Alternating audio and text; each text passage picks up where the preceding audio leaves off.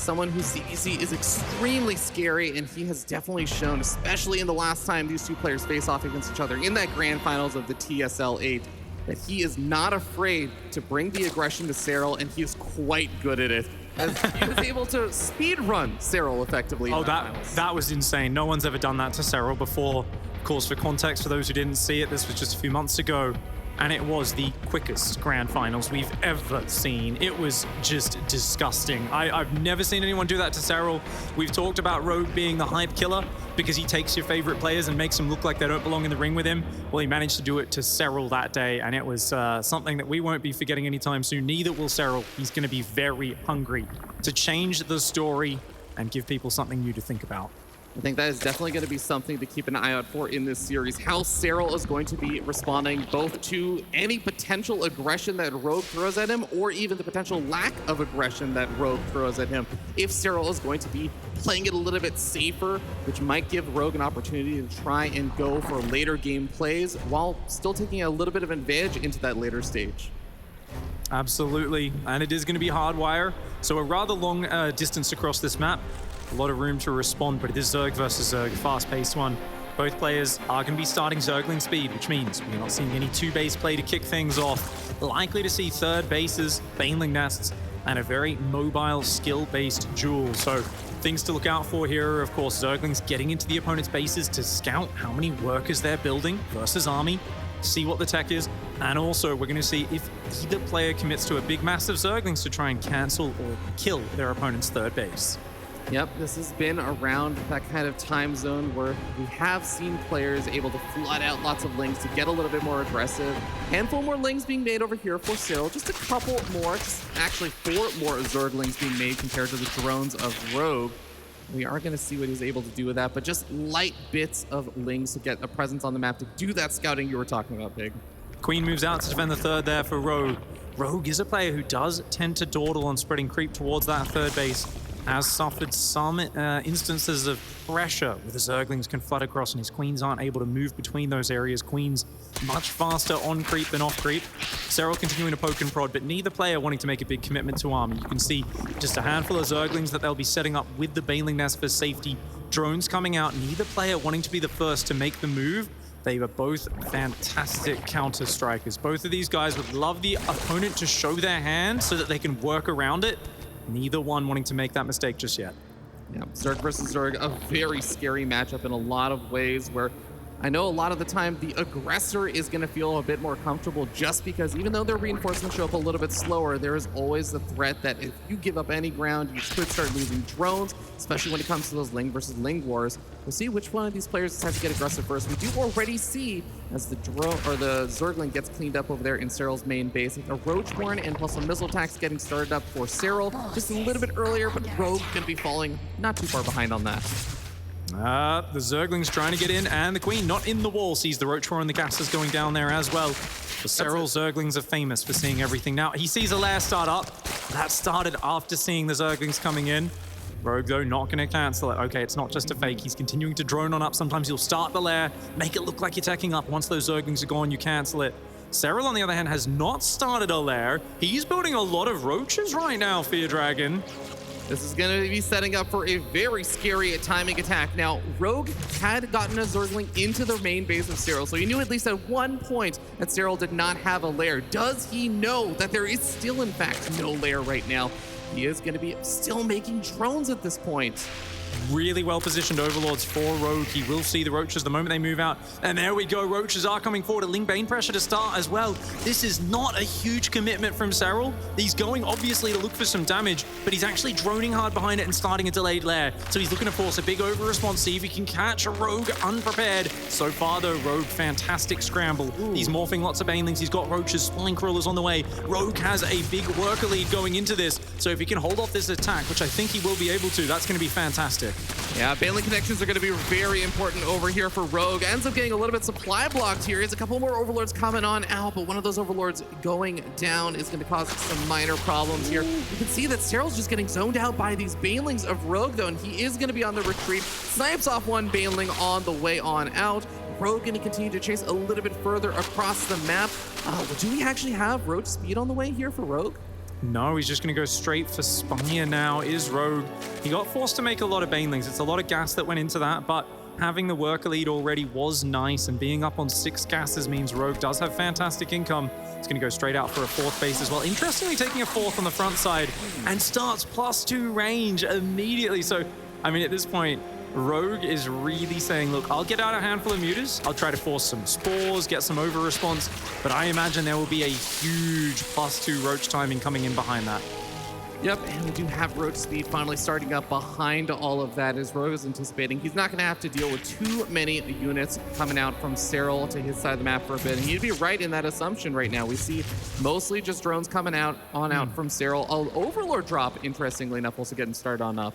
Yeah, that is not going to be well timed. Of course, it will see the Mutalisks, at least is always a good idea with that. And maybe even dodge around him. Whoa! Yeah, all right, we'll ignore you if you ignore us. The Zerglings running straight past the Banelings. Banelings could maybe blow up some drones on the third. Serral should not be taking damage. Did he not notice that? I don't think he saw it, Fear Dragon. He's got to watch out. Roaches are going to be coming in forward to try and snipe up a couple of these Banelings, but the Banelings make some connections onto the drone count. 6 workers going down, all things considered with how many Banelings there were. I think not the end of the world there for Serral, but definitely taking some hits. Definitely could have been worse, but does avert disaster.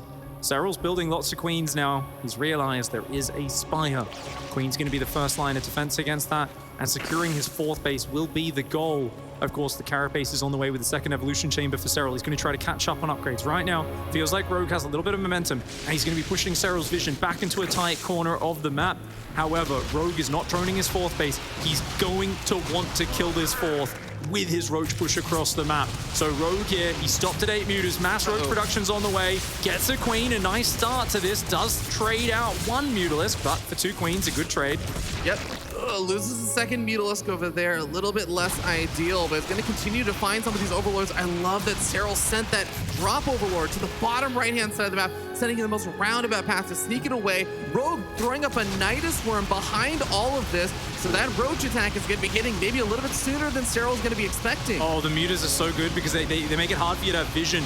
And I've seen Rogue do this before. He's going to lure you out elsewhere and then drop that Nidus in the main base. If he can get that up and surprise you with a big Roach army, that's going to be very hard for Serral to stop. Serral is trailing by 20 army supply. There we go. That's it. Leaves 1 spotting Mutalisk behind. Serral, there's no way he could know this is coming. He has no way of getting the information. It's been so well disguised. Now, the army count's very similar, but if Rogue can unload enough units and then fight on top of the ramp, he's going to have an incredible angle. Serral, he hears the scream of the Nidus Worm. He's got to scramble up here. Rogue is up to his usual tricks. And look at that. He's on top of the ramp. Serral's trying to get up there, but he's moving into a very awkward position.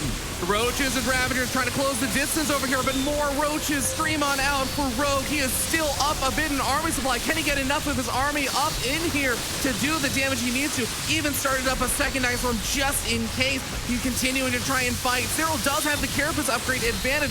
Is it actually going to be enough to help him defend with the overwhelming defensive advantage? He pushes Rogue back and takes the supply lead.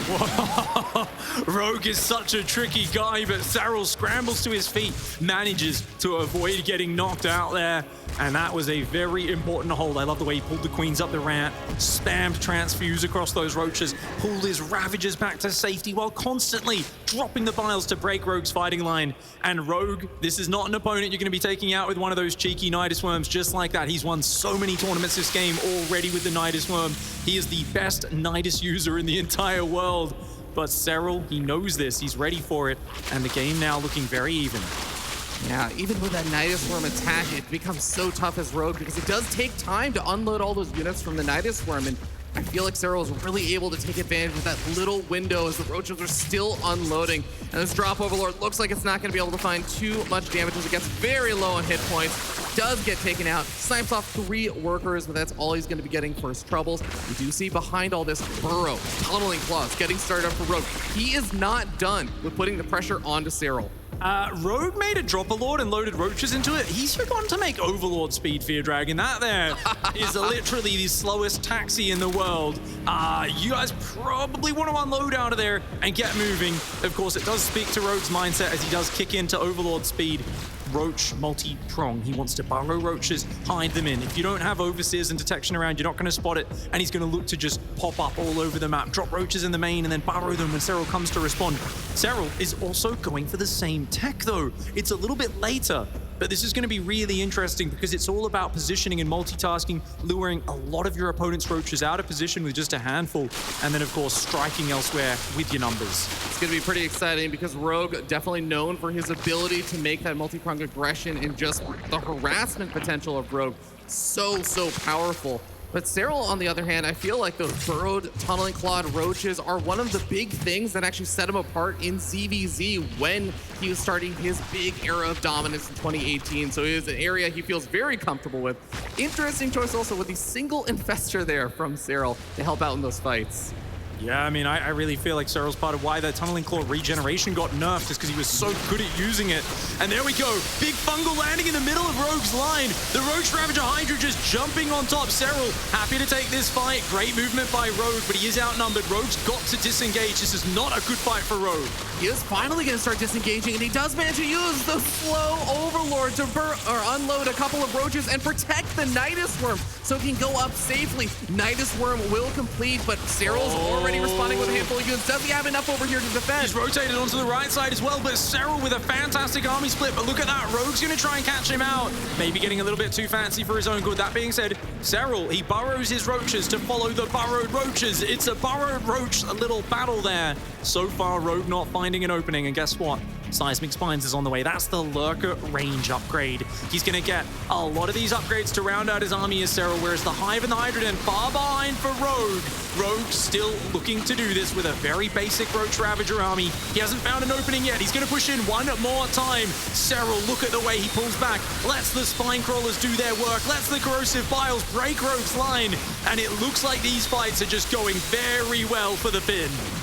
Serral continuing to find good trade after good trade. Now we do have Rogue with a nice little concave advantage over here, and is starting to break through some of the roaches. The Ravagers do not want to be on the front lines, but additional reinforcements come out. The Lurker gonna be able to solidify a solid position, and GG gets called. Serral takes the first game. There was actually two Lurkers that had snuck around the back into two of his bases, his fourth and his third. Rogue trying to catch him off, throwing wave after wave of aggression. Nidus Worms popping up here, there, and everywhere.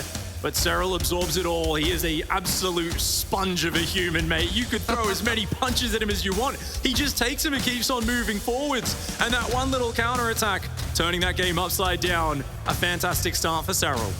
Killer defensive play there from Serral, effectively winning that game almost entirely just off of his defensive play against Rogue's relentless aggression, and even just the ability to not only get up the units to defend, but to also sneak in the additional tech to get up to Lurkers during all of that, to actually consistently stay ahead on that Carapace upgrade. He had that +1 weapons or armor upgrade in time for the first attack. He had the +2 Carapace upgrade in time for the second big skirmish that we saw after the Nidus Worms. And it really helped Serral in those fights just to keep his roaches alive for a little bit longer. Yeah, beautiful. All the little details coming together. I've seen Rogue take out so many people with that sneaky Nidus Worm. The Muta's setting up for it. The one time you don't have any spotters on the edge of your base is when the Mutalists have just been in there. And it's such a frustrating thing to take on, but surprising how reminiscent that last game was of some of their past battles. We are now going into map number 2 in this best of 5 semi-finals. In the bottom right side of the map of Blackburn in the red, he is the Finnish phenom, NC Sports, Serral.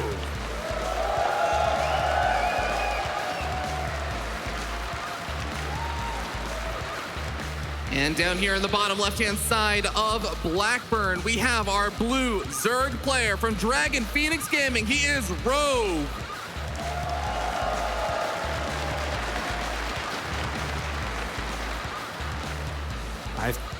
We referenced that big BlizzCon game from 4 years ago at the start of this series, and I remember the final map of that, Nidus Worms popping up everywhere, Lurkers dropping, roaches burrowing into every base, and Serral blocking it at every turn. Just got a little bit of nostalgia seeing the way that last game went. But Rogue now, he's switching gears. He's going for that quick gold base. Gold bases in Zerg versus Zerg, always a scary thing just because the power of early game Zerg units is that they are so mobile. So once you get a little bit of extra income off of those gold bases, EVZ can be in a hyper aggressive matchup where you just see the gold base player flooding out early game units very quickly across the map. And that's definitely part of the mind game there, which can be played upon. You know, Rogue says, oh, you expect me to use this income advantage to flood you? I might just be a greedy boy. Rogue is usually a player who's very good at getting one step ahead of his opponents and understanding what plays they want to make. And he's actually done a lot of these gold bases recently. I mean, even just a month back in Last Chance, exact same map, same spawns up against a laser. He went for this and he did one of the greediest 3-base Mutalisk follow-ups I've ever seen in my life. Something which only Rogue would even think of doing and managed to get away with. And I was actually having a chat with Serral about that on our shuttle when we first got here in the airport. We were talking about that exact series and having a discussion about it. And Serral was saying, you know, the Mutalisks are very scary, but really, there's two big ways you play this as the Zerg. And he was explaining that you either go for the 19 drone Zergling Baneling flood. You just say, look, I'm taking the fight to that gold base. I'm not letting you get any value off it. Or you often do wall off the front. You go for a Roach build. You wait until you get your Roach speed, your +1 on 2 base.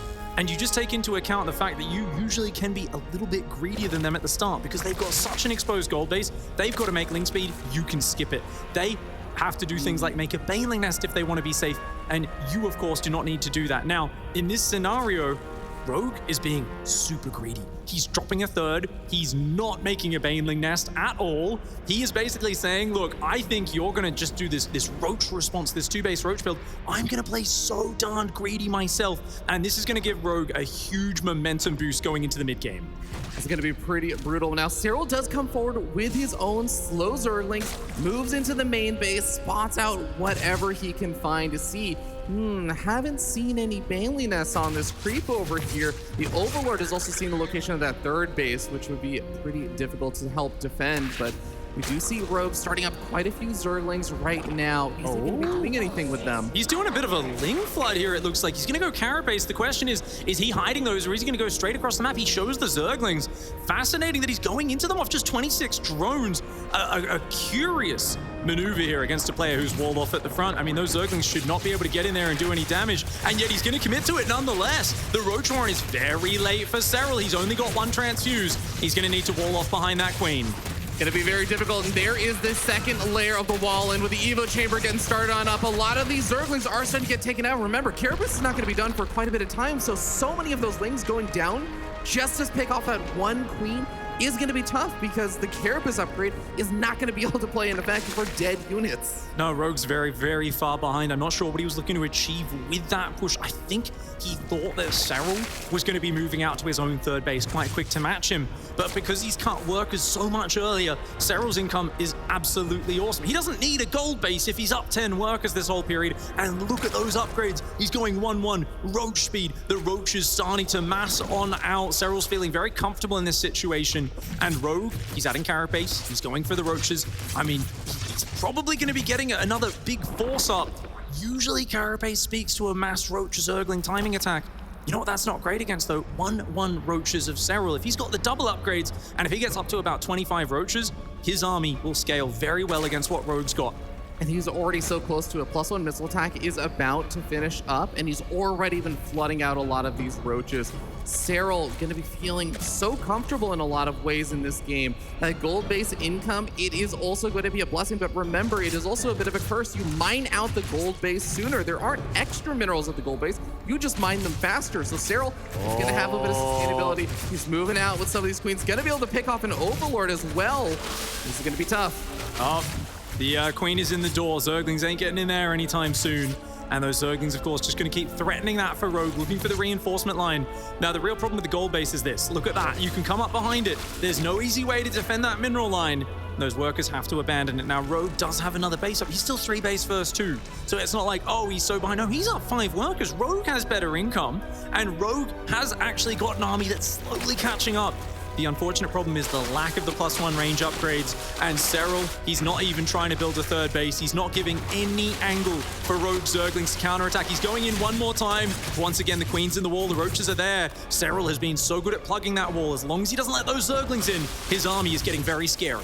Continue to chase those Zerglings around, even picking off 1 or 2 extra of them. The drones trying to go back to mining as Serral pulled back those Roaches, finds a couple of extra kills over here. Rogue getting supply blocked again, a little bit away from this next set of Overlords, finishing up as another one of those supply blocks does stint a bit of that production that he really is going to want to need. Oh, he's have the big going for it. attack going forward from Serral. The Corrosive Bile's coming on down, forcing these Roaches and Queens to retreat further and further back, but Serral just looks like he has a little bit too much army with too good of the upgrades. This is a beautiful timing attack from Serral, and he just locks it down, completely shuts out the Zergling aggression, and slowly, methodically moves across the map to capitalize, denying the gold minerals and setting up for that launch on the front. I mean, you could see that was planned out from the start. The Queens moving across the map, each of them 2 transfusers stacked up in the energy. This was pre-planned and perfectly set up by Serral. Once, the first time in this tournament, really, where Rogue has not been able to read his opponent's play. He's usually coming into it with the knowledge of what his opponent's trying to get done before the series even starts, but it feels like Serral is leading him on a goose chase. It's going very bad for Rogue so far. Player Rogue, who has normally had such a great amount of success against Serral, is really seeming to struggle here as he's now down 2-0. He is 1 game away from being eliminated, 1 game away from being denied his opportunity at another IEM Katowice Grand Finals. It's going to be that moment where Rogue is going to have to just switch it on, dig deep into that past experience, and remember that he is a player who has had one of the best records. When it gets above the best of 3 format in the early stages, when he gets to best of 5s, best of 7s, there are few players who've been able to match his record in it. He doesn't often find himself down 0-2, but he has made comebacks from here before, and he definitely could do it again. We'll have to see if he can pull it out and make his way back into this series as we head on to 2,000 atmospheres for game number 3. We're going to be starting over here in the top right-hand side of the map, on top of the Finnish phenom, the player in red from ENCE Esports. He is Serral.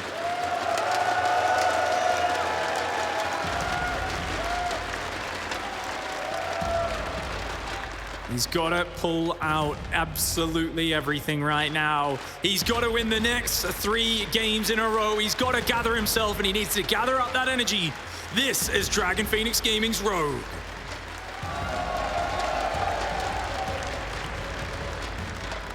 Now, Pig, I feel like a consistent theme of this series so far is Serral's immaculate defenses against whatever Rogue is throwing at him.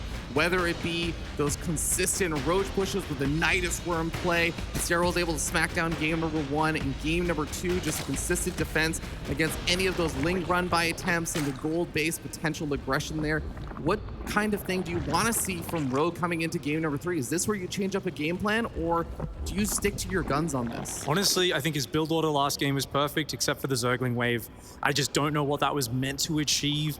I think he clearly had some sort of read on the fact that Serral was going to be unable to defend his wall, or maybe going out for an attack of his own, or moving out for a fast third. There's something that, you know, Rogue, he's a big gambler, he's a big poker player. He has a read on an opponent, he thinks they're going to do something, and he will look to counter it, and he was clearly looking to do that, and it was a misread. Absolutely massive misread. Building 20, 30 Zerglings and trading them for what? A Queen? Forcing an Evolution Chamber to build in the wall off. It was a terrible trade, and that was the moment where he could have exploded and gotten ahead in the economy. So at this point, maybe we go away from those super hard reads on Serral, and just remember that Serral's been so defensive. He's gone back to classic Serral play.